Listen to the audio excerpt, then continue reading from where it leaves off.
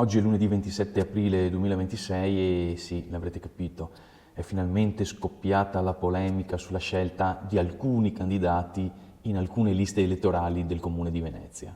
Se non mi conosci mi presento, sono Francesco Vianello, 48 anni, sono nato a Venezia e abito a Mestre. Praticamente so quello del gatto e dei Quartier de Bayonne del Venezia Mestre.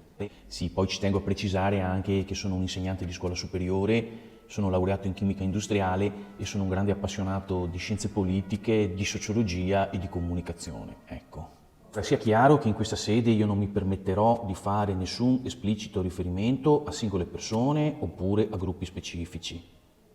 Farò soltanto un discorso di carattere generale sulle scelte e le opportunità di mettere alcune persone nelle liste elettorali. Ecco. Punto primo. Candidati bizzarri e non rappresentativi del territorio ci sono e ci sono sempre stati all'interno delle liste elettorali dei partiti italiani. 2. Chiunque abbia i requisiti può essere teoricamente candidato, anche cialtroni, millantatori e pasticcioni di ogni genere e tipo.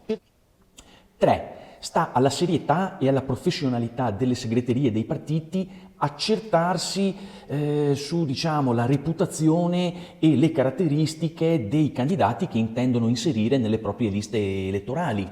4. Noi di Prima il Veneto abbiamo una lista, e potrete controllare, fatta tutta di persone accomunate da cosa? Dal sentimento di identità veneta. 5.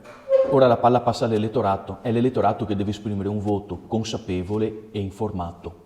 Ti capisci se inutile che mi prova a proporre l'oro se dopo ti non ti sei buono a distinguerlo neanche dall'otton. Se così ti gavarà i governanti che ti te meriti. Detto questo vi ringrazio e vi saluto. Ciao.